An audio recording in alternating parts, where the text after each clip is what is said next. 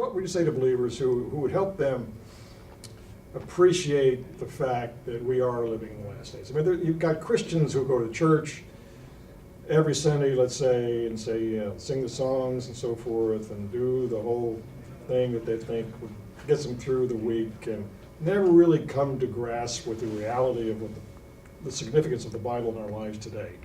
What would you say to those Christians that would encourage them to look at the Bible as a relevant book? The Bible speaks to today in a way that other generations they were looking for, but they never did see. We've made this shift over to from looking for the signs of the times into living in the times of the signs. And so these signs are everywhere, but they're confusing, they're chaotic. If you don't have some kind of an understanding of how they fit into God's plan, it looks like everything's flying off the handle. But that is essentially what the Bible says. It says that when these things look like they're at their very worst, Jesus said, when these things begin to come to pass, look up and lift up your heads, for your redemption draws nigh. And the events that we're seeing, I mean, they're everything that people talk about in public. It's all being exaggerated and being hyped to the point that nobody really knows what is actually going on. And I believe is a deliberate effort it's a method of control. You look at issues like environmentalism and global warming, and you don't know who's saying what and what they're really doing, and then you turn on the news and you hear that the Muslim Brotherhood is in charge of Egypt, so now they need F-18s, and you're thinking, is anybody else reading this? Is anybody else looking at what's going on? At this particular point in history, it's as if there's nobody driving the bus. And this is the point where Christians need to understand that this is part of a deliberate plan. This isn't chaos. This isn't confusion. This is the unfolding of a carefully outlined plan that we've been hearing about, that God began to tell us about in the very earliest parts of Genesis, when He promised us a Redeemer through the seed of woman.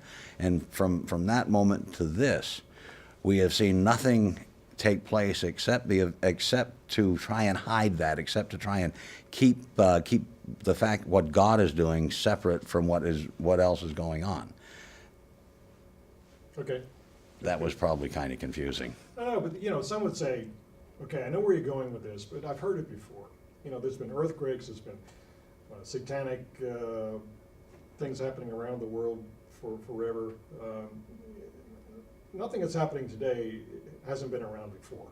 Absolutely, but it's the way that it's coming about. First off, there was one thing that's happening that has never happened before, and that's the restoration of Israel in 1948, which started the clock ticking. You see, when Jesus was on the mount, sitting on the Mount of Olives, and speaking to the crowd that was listening, he was speaking in such a way so that they would understand what's going on. Yet they were sitting on the Mount of Olives, looking down at an existing temple when they were living within a Jewish community in Israel, and so for them everything was future. And then 40 years later, with the destruction and the destruction of the city and the dispersal of the Jews, then some of it was future, some of it was past.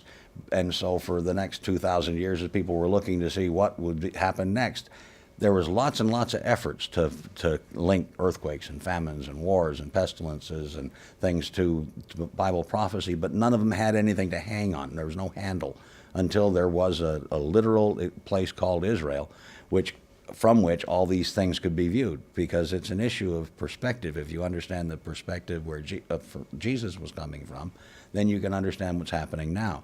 You see, all of these things that have always existed, nation against nation, kingdom against kingdom, earthquakes and so forth, Jesus said that these things would continue to exist, but that with the restoration of Israel, with the blossoming of the fig tree, you would see these things begin to accelerate. The events would be like, he used the one universal symbol that everybody understands, which is birth pangs. You know, as the birth approaches, the pains become closer together, they become more frequent, they become more intense, and so you can time it and see as the time between each event gets shorter, you can see that it means the birth is coming, and then you apply that to things like earthquakes. We've had 7, 8, or higher earthquakes in the first part of this century. 2 tsunamis, 1 million people killed.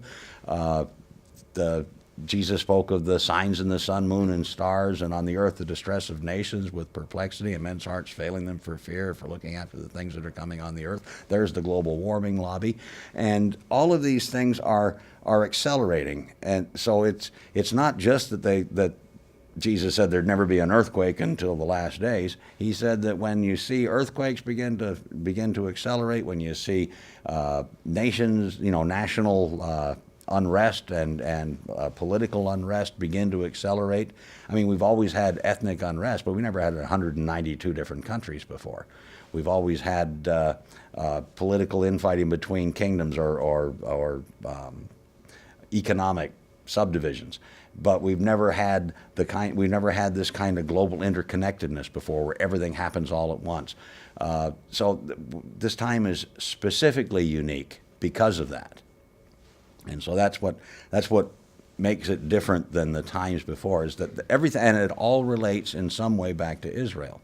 If you look at the fact that Israel was restored in 1948, and that the prophet Daniel prophesied that there would be a revived Roman Empire, which was born out of the Benelux Treaty of 1948, and that Revelation promises a global economy, and that the current World Trade Organization was born out of the GATT Treaty, which was published in 1948, and there would be a global government that would be would pretty much cover all of the Western civilization. And you look at the fact that the United Nations Declaration of Civil and Political Rights, which is their constitution, which forms a basis for most democratic states now, you see that all these things, and that was also signed in 1948, you see that this is a pivotal year for some reason. And it's the year that everything began to happen in an exponential way. So that's probably the way that I would best explain why. Okay. There are many in the White House and many around this country especially who are rejoicing in this Arab Spring that's taking place about the world. Your comments on that area? Well, the Arab Spring it's a great idea if it existed. But what it is this is a media construct. It's a media political construct. It's some way to explain why it was okay for us to drop the ball, because that's exactly what happened in the Middle East. We dropped the ball.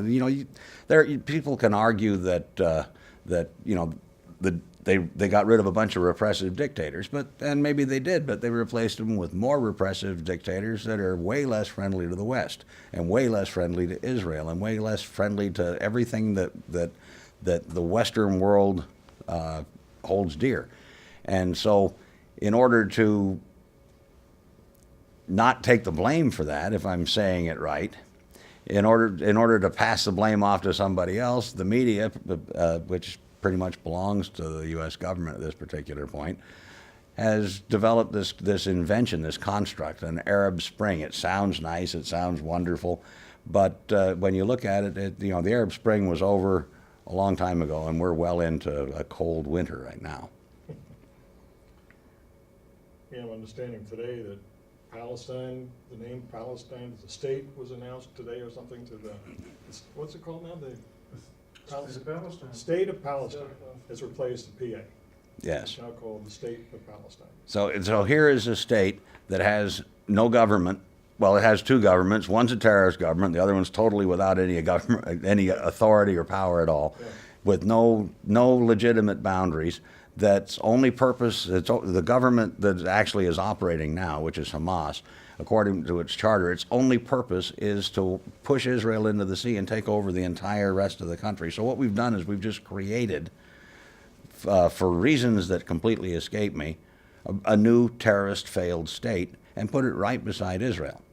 And the only reason that I can think of for that is this institutionalized globalist anti-Semitic bend that is, it's baffling in the natural. It completely, it leaves you with no explanation. Here's the only representative democracy with Western style values and civil rights and a court system and all of these things that we hold dear, and it's surrounded by a sea of crazy dictatorships and people that are foaming at the mouth to kill these people who have the only, the only sane government in the area, and we turn away from them, away from these allies, and embrace the crazy people.